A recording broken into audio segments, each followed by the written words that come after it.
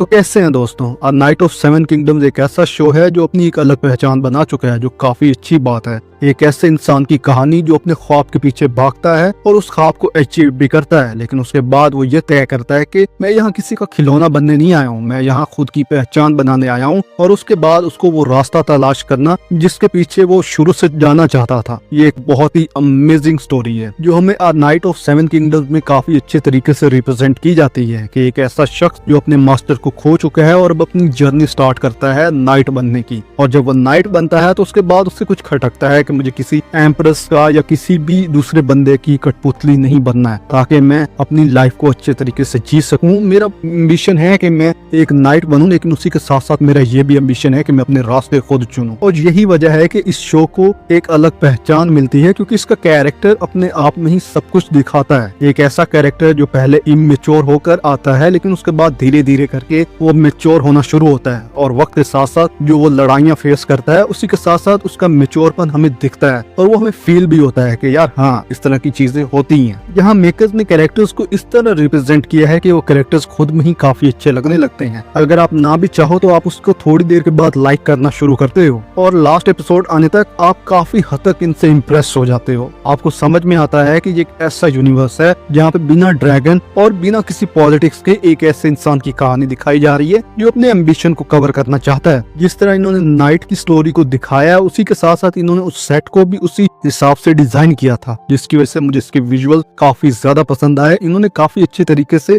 एक एस्थेटिक को फॉलो किया है, जो बहुत ही अच्छी बात है। और ये फॉलो करना किसी आम बंदे के बस की बात ही नहीं। कुछ लोग इसको काफी हल्के में लेते हैं और छोड़ देते हैं, और उसके बाद उनका हाल हाउस ऑफ ड्रैगन जैसा होता है, जहाँ ये बात समझ में आती है कि इन्होंने सिर्फ एक एरिया के अंदर सेट बनाकर उसको काफी अच्छे तरीके से प्रेजेंट करने की कोशिश की है, जो बहुत ही अच्छी बात है। और इसी के साथ साथ मैं ये तारीफ करना चाहूंगा इनके एक्शन कोरियोग्राफर्स की, जिन्होंने इतने अच्छे तरीके से एक्शन को कोरियोग्राफ किया है। और उसके बाद कैमरामैन को सल्यूट करना बनता है कि उस बंदे ने इतने अच्छे तरीके से इन एक्शंस को शूट किया है। ये शो ना बाकियों के मुकाबले में मुझे एक अच्छी सीख देके जाता है कि आपको अपने रास्ते खुद तलाश करने चाहिए। अगर आप दूसरों के रास्तों पे चलोगे तो अपना रास्ता कभी बना ही नहीं पाओगे। और यही चीज हमें शो के थ्रू दिखाई जाती है कि अपना कैरेक्टर किस तरह कंसिस्टेंसी के साथ जिस ख्वाब को पूरा करने की कोशिश करता है, उसके बाद उसी ख्वाब से हटकर एक नए रास्ते को चुनता है। Show game of thrones universe से कनेक्ट होने के बावजूद भी हमें वो उस टाइप का ड्रैगन वाला इशू और उसी के साथ साथ पॉलिटिक्स हमें नहीं दिखाता है, बल्कि उससे अलग हटके दिखाता है,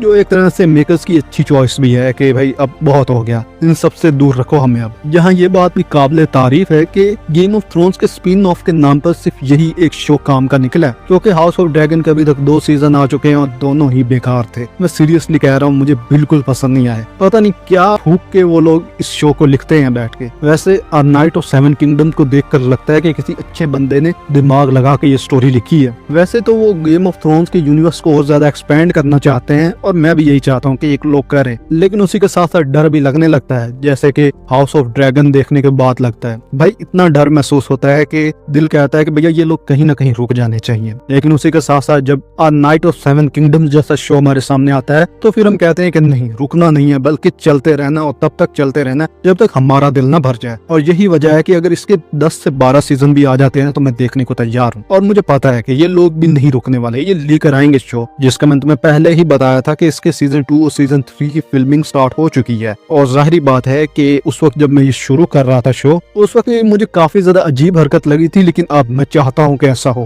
भाई इसके 10 सीजन होने चाहिए। बाय द वे, अगर इसी कंसिस्टेंसी के साथ चलते रहते हैं तो भाई हमारा सपोर्ट आपके साथ है। आप 10 क्या 20 बनाओ, मैं 20 देखने को तैयार हूँ, बस उतने वक्त तक मैं मरना नहीं चाहिए। बाय द वे, तुम्हारी इसके बारे में क्या ओपिनियंस है? तुम अपनी ओपिनियंस कमेंट सेक्शन में दे सकते हो। और अगर तुम मुझसे पूछोगे कि तुम्हें ये शो देखना चाहिए तो हाँ, जरूर देखना चाहिए। अगर तुम कुछ अच्छा देखना चाहते हो तो तुम्हें ये शो जरूर देखना चाहिए। बाय द वे, अपनी ओपिनियंस वैसे ही जैसे मैं कह रहा हूँ कि कमेंट सेक्शन में दे देना अगर तुमने ये देख लिया। इसी के साथ अगर वीडियो अच्छी लगी हो तो चैनल को सब्सक्राइब करो, वीडियो को लाइक करो, शेयर करो।